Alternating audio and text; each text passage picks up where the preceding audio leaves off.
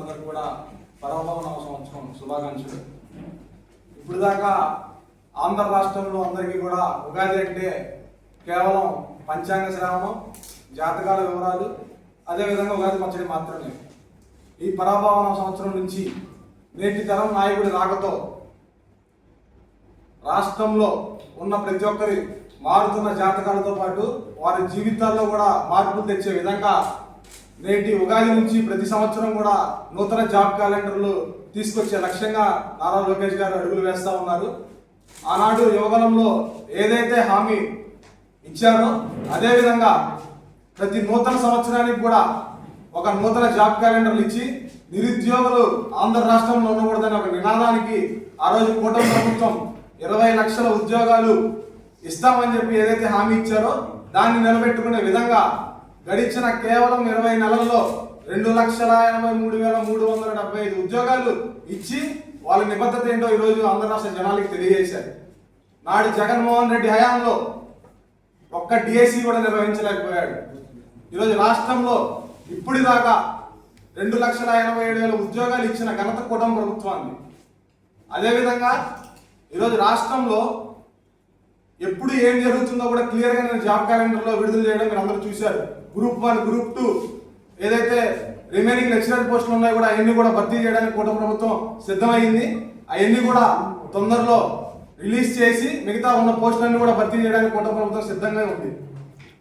దాదాపు 5.5 సంవత్సరాలు గడిచిన 5.5 సంవత్సరాలు ఎన్సీఆర్బీ రిపోర్ట్లో 4,100 మంది నిరుద్యోగులు ఆత్మహత్యలు చేసుకున్నారు ఈ ఆంధ్రప్రదేశ్లో.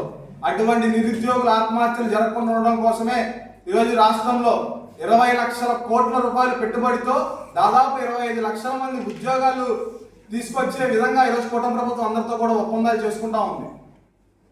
జగన్మోహన్ రెడ్డి గారు నిన్న అసలు సందర్భం లేని అతనికి ఇష్టం లేకపోయినా సరే ఉగాది పంచాంగం చెప్పించారు. దాంట్లో క్లియర్గా ఆయనకి ఇష్టం లేకపోయినా సరే సజ్జల రెడ్డి ఇచ్చిన స్క్రిప్ట్ని పంతులు గారు ఎదిగారు.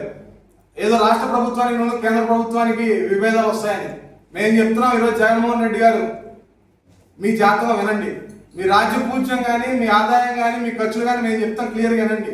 నీ చెల్లి దగ్గర నీ తల్లి దగ్గర ఆంధ్ర రాష్ట్ర ప్రజలను అడ్డు పెట్టుకొని నువ్వు సంపాదించుకున్న ధనం ఏదైతే ఆఖరి శ్రీవారి హుండీలో కూడా దాచుకున్న నీ ఆదాయం అయితే నీ వ్యయం Bengaluru palace to Tadepalli palace వెళ్ళి రావడానికి అయ్యే ఫ్లైట్ ఖర్చులు, నీ సంబంధికులు ఎవరైతే జైళ్ళల్లో ఉన్నారో ఇళ్లలో ఉన్నారో వాళ్ళని పరామర్శించడానికి నీకు అయ్యే డీజిల్ ఖర్చులు రాజపూజ్యం అంటావా? అదైతే మీకు అవసరమే లేదు. మిమ్మల్ని చూసి ఆంధ్ర రాష్ట్రంలో ఏ తెలుగువాడు కూడా మీకు గౌరవించే ప్రసక్తి ఎక్కడా కనపడడం లేదు. అంటే ఇందులో మేము ఇంకోటి కూడా లెక్కేసాం. నీ గంజాయి బ్యాచ్ని నీ పేటీఎం కూలీని లెక్కలేదు కాబట్టి మీకు రాజపూజ్యం లేదు.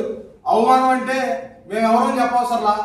నిన్నగాక మొన్న నీ సొంత రక్తం పంచుకున్న చెల్లెలు శర్మిల చెప్పింది జగన్ లాంటి అన్నుంటే ఇంకొక శత్రువు అవసరం లేదని. దీనికి మించిన అవమానం నీకు ఇంకోటి ఉండదు. కాబట్టి నీకు చేయలేనివి చేయకూడని పనులు దయచేసి చేయొద్దు. దయచేసి పబ్జీ ఆడడం, సజ్జల రెడ్డి స్క్రిప్ట్ చేయడం మర్చిపో. ఈరోజు ఆంధ్ర రాష్ట్రంలో నిరుద్యోగ ఆంధ్రప్రదేశ్ని చేయాలనే లక్ష్యంగా కూటమి ప్రభుత్వం ప్రయత్నం చేస్తూ ఉంది. వాటిని కళ్ళు తెరిచి చూసుకోవాలని చెప్పి మేము జగన్మోహన్ రెడ్డి గారికి తెలియజేస్తా ఉన్నాం. అదే విధిగా అతి తొందరలో శ్రీకృష్ణ జన్మస్థలానికి వెళ్ళడానికి జగన్మోహన్ రెడ్డి గారు సిద్ధంగా ఉన్నారు. నువ్వు మళ్ళీ శ్రీకృష్ణుడి జన్మస్థలం అంటే ద్వారగా అనుకుంటూ ఆల్రెడీ చెంచలు కూడా జైల్లో చేసావు కదా. నువ్వు చేసిన చిట్టాలన్నీ కూడా సిద్ధమవుతా ఉన్నాయి. తొందరలో జైలు నీ నివాసానికి సిద్ధంగా ఉందని కూడా మేము తెలియజేస్తాం.